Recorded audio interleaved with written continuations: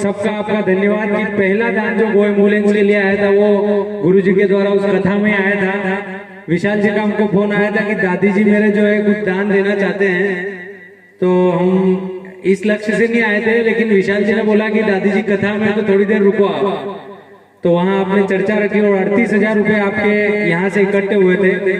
उसके बाद 15,000 रुपए एक मंसूर कथा थी, ऐसे करके 1 लाख रुपया कलेक्शन हुआ था और 3.5 लाख में एम्बुलेंस खरीदी है। अभी फाइनेंस में है वो 365 रुपए जहां से भी दान आता है उसकी किस्त उससे भरी जाती है। 244 गाय अभी करीब करीब मार्च के बाद 244 गायें रिसीव करके लाई गई, लंपी और एक्सीडेंट वाली। मात्र 3 गायें उसमें से नहीं बच पाई, बाकी सभी गायें बच गई। एक पीड़ा थी कि हमारे देश में कचरा उठाने के लिए तक सरकारों के पास व्यवस्था है गाड़ी की, लेकिन गौ माता को उठाने के लिए एक छोटा सा व्हीकल नहीं था। तो यही दुख होता था। मैं पशु चिकित्सक को फोन आता था कि गाय को कुत्ते खा गए, हम इलाज करके आते, रात में पूरी खा जाते थे, तो उसको उठाए कैसे। तो ऐसे ही योग जमा गुरुजी का आशीर्वाद रहा तो एम्बुलेंस खरीदी है। राजेश जी का फोन आया था, उसको लेके भी आए हम।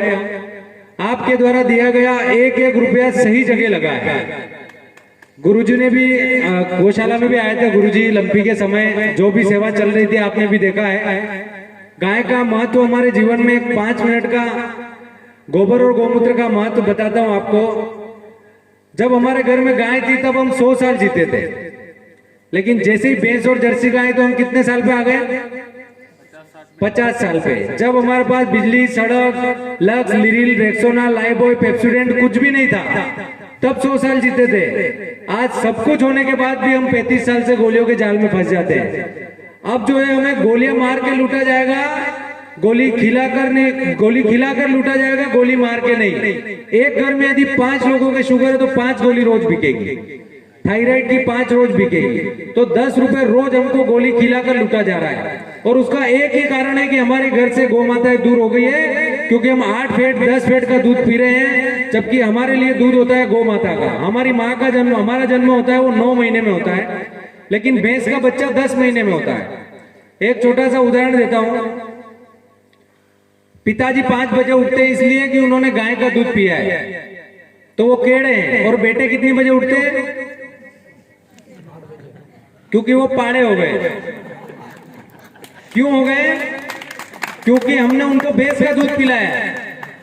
आज 30 साल से ऊपर की हर माता बहनों के कमर या घुटनों के दर्द की समस्या है, बाल झड़ने की है। मैं ये गारंटी दे सकता हूं कि अगर फिर से हमारे घर में गाय आ गई तो गोलियां जरूर छूट जाएगी हमारे, क्योंकि हम इसको समझ ही नहीं पा रहे। हम चकाचौंध में व्यस्त हैं। गाय का गोबर कहाँ कहाँ उपयोग होता है और कितनी पवित्रता होती है। सबसे पहले हवन होता है तो गाय के गोबर से लिपा जाता है, गौमूत्र पिलाया जाता है। करोड़ों का मंदिर कृष्ण का बनाओ तो गौमूत्र आवश्यक होता है। जब घाटा होता है तो फिनाइल छिड़कते हुए आ जाओ। अब तो हम स्मार्ट इंडिया में आ गए, फिनाइल छिड़क सकते हैं ना, तो गौमूत्र क्यों छिड़कते हैं? क्योंकि दुनिया की सबसे बेस्ट एंटीबैक्टीरियल प्रॉपर्टी होती है वो गौमूत्र में होती है। सोराइसिस हो, स्किन डिसीज हो, दलोदा गौशाला में बहुत सारे उत्पाद बनते हैं। एलर्जी की सबसे अच्छी मेडिसिन बनती है गौमूत्र गोबर से। हमारी माता बहनें जब चप्पल से नंगे पांव गोबर डालती थी तब तक एड़ी फटने की समस्या किसी की नहीं थी। आज सबसे ज्यादा एडवर्टाइजमेंट में हम उलझ गए हैं गुरुजी।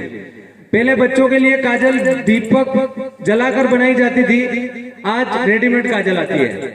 हेयर ऑयल कोकोनट की जगह बहुत सारे आ गए, उसके बाद भी बाल झड़ रहे हैं। कहने का यही तात्पर्य है कि यदि हम गाय बचा पाएंगे तो हम बचेंगे, नहीं तो हमारी आने वाली पीढ़ी तो 40 की उम्र में ऊपर जाने के लिए तैयार है।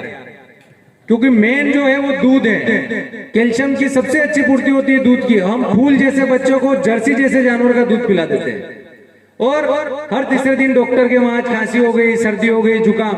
आपको ऐसा लग रहा होगा कि अगर ये बूढ़ी है तो सरकार ने परमिशन क्यों दी? सरकार तो दारू भी बेचती है और नशा मुक्ति अभियान भी सरकार ही चलाती है।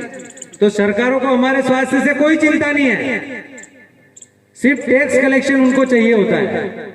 अगर सरकारों को हमारे स्वास्थ्य से चिंता होती तो देश आजाद होते ही बीड़ी, सिगरेट, गुटखा, तंबाकू और शराब बंद होता।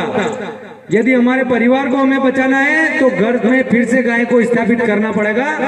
इसलिए एक बार जोरदार तालियां बजाए, क्योंकि कथा का माहौल है, इसमें ज्यादा समय न लेता हूं। अध्यक्ष महोदय से निवेदन है लालाजी जाट से कि वो 2 शब्द कहें। धन्यवाद।